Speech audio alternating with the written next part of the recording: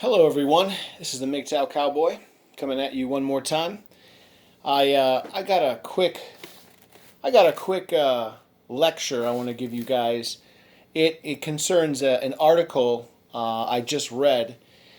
Apparently, this gentleman, I use that term loosely, a gentleman by the name of Tony Parsons, he wrote an article just over a week ago in GQ, and I want to talk about it. I saw that a couple of other content creators spoke about it, and it kind of sparked my curiosity. So I ended up going back and I read the whole article, and I wanted to make a quick analysis of it, and I wanted to read a couple of quotes, and I wanted to show how full of lies, how full of denial and deceit that how much deceit our political adversaries use to smear us and to slander us. Okay, I'm going to title this. I'll try not to make it too long. It'll probably be at least like 10 or 12 minutes long. I'm going to title this GQ Lies, because this was a hit job. This was total lies. Okay, so I read the article. It was by a guy named Tony Parsons. It was in GQ magazine, and it was published on the 21st of February, which is, whatever, 8 days ago or something. I could tell you, it was completely biased against men.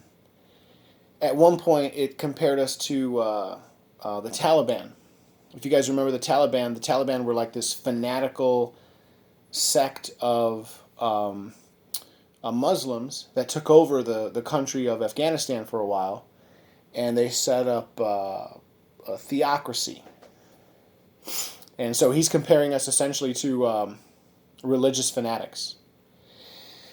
That'll be the first time in the article that I call BS. If anything, the ethnicist movement, that's a religion. It's not based on reality. It's not based on science. It's based on political. It's political ideology. Okay, brought up to the point where it's basically like a religion. So it's now like a state religion. Anyway, he also goes on to compare us at one point to Harvey Weinstein. And I want to talk about that for a second. You guys, I'm sure most of you remember Harvey Weinstein. Harvey Weinstein was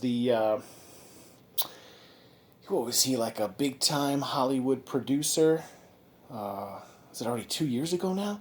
He was busted, and don't get me wrong. I think the guy is most likely a slimy scumbag. Don't get me wrong, but if I remember correctly, he wasn't even found guilty in a court of law. At least at first, he was. They used Me Too to get him, right? And what is Me Too? I'll get into that in a second. But Me Too, I mean, that's bullshit. That's basically it's the court of public opinion. It's a whisper network of women getting together saying, "Oh, this guy's bad. We don't like him. Let's ruin his career." But I'll get into that in a second. Yeah, I want to mention how Harvey Weinstein. I want to mention how this guy, this Tony Parsons, he failed to mention that Harvey Weinstein was a Democrat. He was a self-proclaimed feminist, and he was a big time liberal, Democratic Party supporter, donator. He donated a lot of money to the Democratic Party. Isn't that interesting? Why would he compare us? Why would he compare Harvey Weinstein to us? Shouldn't he be comparing Harvey Weinstein to himself, and people of his political ilk? He's a Democrat. He's a liberal. Fails to mention that. Notice that. Take a good. Notice that. Think critically. All right, and then moving on. I want to talk about a couple of quotes that he uses in the article. At one point, he mentions. At one point, he mentions a quote by Laura Bates. Laura Bates apparently is an author who wrote a book called Men Who Hate Women. In her book, she writes the quote, and Mr. Parsons takes this quote and puts it in his article, and I want to read it. And it says, quote, MGTOW believe that women are extremely likely to make false accusations of sexual and domestic violence in order to damage men socially, steal their money, or even have them jailed, unquote. Yeah, that's actually true. I can personally attest that has happened to me personally. There is a woman in my life who basically brought false domestic violence accusations against me, and she hit me first. It's true. And let's be honest, not all, but many of the MGTOW men, many of the men in the MGTOW community are here because why?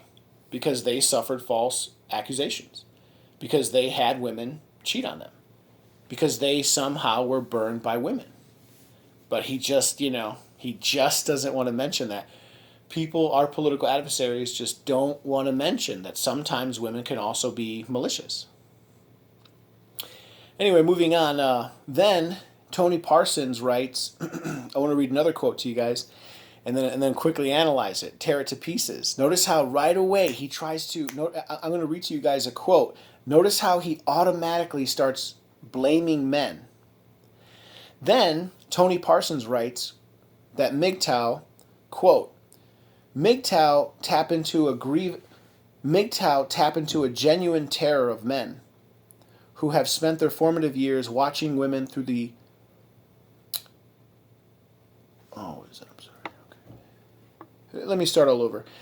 Quote, they tap into a genuine terror of men who have spent their formative years watching women through the distorting mirror of pornography, who have consumed far too much music where women are routinely referred to as, quote, bitches, unquote, and who crucially see in Me Too not a brave new world where sexual bullies finally get the punishment that they deserve, but rather a world where the women is always believed, unquote. Okay, notice how he admits that MGTOW have tapped into a genuine terror of men. He admits that men have a genuine terror of women. But then notice how automatically he starts spinning it and blaming the men. He says these men who have spent their formative years watching porn. It's like, well, why is he changing the subject? Yeah, we look at porn. Yeah, I hear women look at porn too. Why is he talking about porn? Notice how he's changing the subject here. Then he says, we have consumed far too much music where women are routinely referred to as bitches. Well, again, he's changing the subject. And I'll get to that in a second. And then, now he's talking about Me Too. Brave New World, sexual bullies, they get what they deserve. No. Me Too is not about punishing sexual bullies. Again, like I said, it's about creating these whisper campaigns, these whisper networks of women who instead of going to the authorities and bringing, let's say, sexual assault allegations against a man, they try to destroy you. They try to do social damage to you in the court of public opinion. And yeah, that's what it is. And yes, you should be afraid of that because they could be lies, right?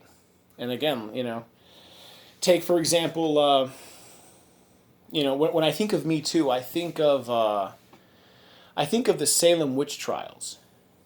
The Salem witch trials were basically the same thing.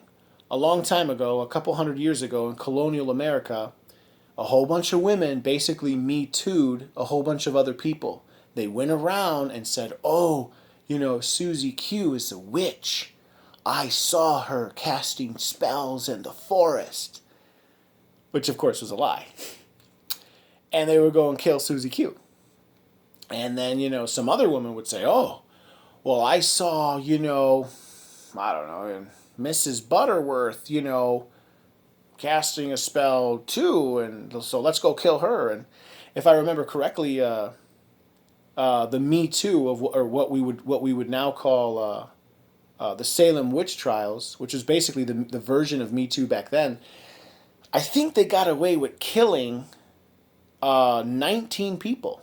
19 people were falsely accused and killed, murdered, until one of them was dumb enough to accuse the governor himself, who lived like over 150 miles away in the capital or something. Finally, the governor just put an end to it. It was like, oh my God, you're all criminals.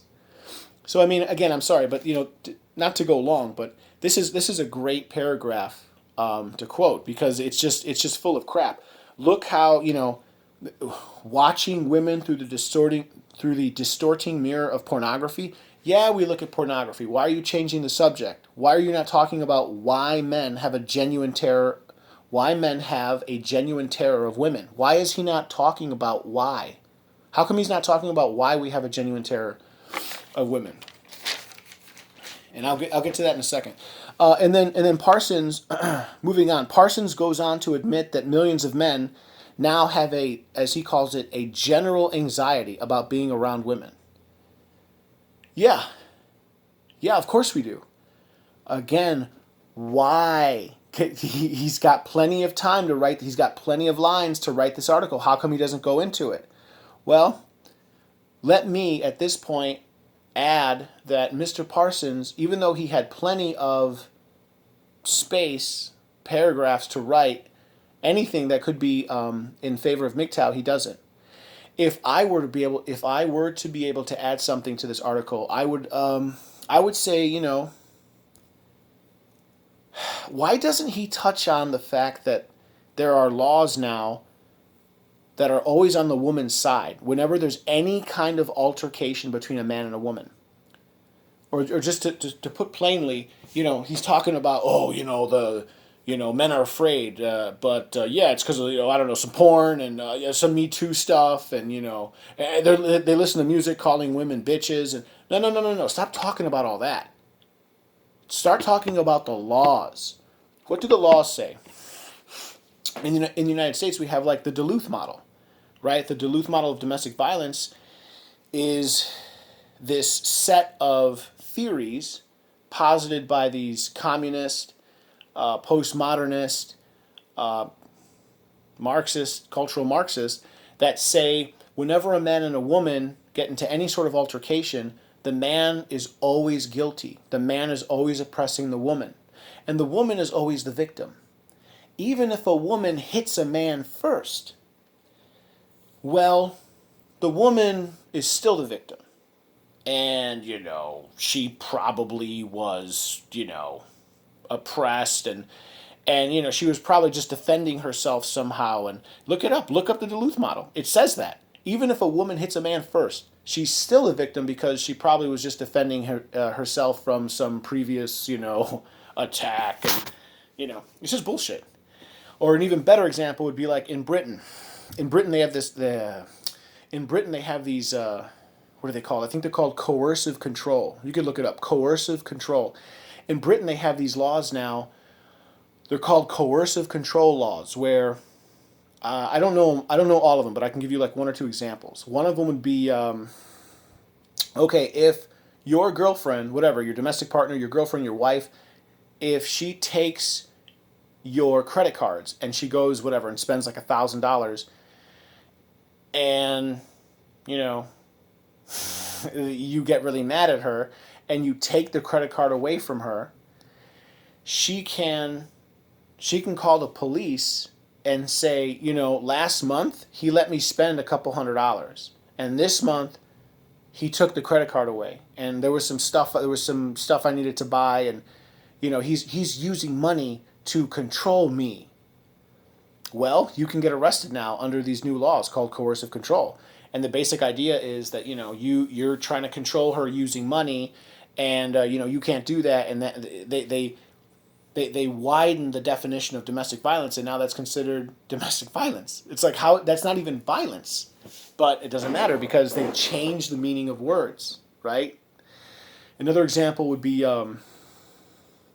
if you raise your voice, this is also, I believe, under what they call coercive control. If you get into some sort of like shouting match with your wife or your girlfriend, your living girlfriend, and she starts yelling at you, and you yell back, she can technically call the police and say that she felt scared. And if she says that, you will go to jail. And according to the law, you not her raising her voice. She can raise her voice, but you raising your voice, that's wrong, because you're obviously trying to coercively control her. Isn't the woman also attempting to coercively control you if she's raising her voice? No, only the man. Only the man. So again, you raise your voice, you go to jail. And then Mr. Parsons is going to claim, he doesn't understand why men have this quote unquote general anxiety about being around women. Come on. Give me a break. So yeah, that's basically it. I want to finish up this video with a quote. One of the last things he says is, quote, "The MGTOW are sorry excuses for men," unquote. Okay, you know what? You know what I would say to Mr. Parsons? I would say, Mr. Parsons, fuck you. Fuck you. That's bullshit. That is shaming language. And I want all you MGTOW men to notice that. Would he say the same thing about homosexual men? Oh, those guys are, they're sorry excuse for men. Why does he get to define my masculinity? Would he dare define the masculinity of, let's say, homosexual men as being a sorry excuse for a man? He wouldn't dare. If it's not okay for him to do that towards homosexuals, why is it okay for him to say that heterosexuals are heterosexuals who, again, who don't get married and who do not cohabitate? Why are we sorry excuses for men? Don't let these guys. This is a classic example of a shaming tactic. Why does he get to define our manhood? So that's basically it. Or one last thing I wanted to mention was when I read this article, I was thinking about a quote from Gandhi. You guys may remember Gandhi. He was like the leader in India who helped like spur an independence movement in India against the colonial British, and he eventually helped the Indians gain independence, whatever. I think it was 1946, whatever. Anyway, he's got this good quote. I can't remember it verbatim, but it's, to paraphrase it, he said something like, "First, they ignore you. Then, they mock you. Next, they attack you. And then finally, you win."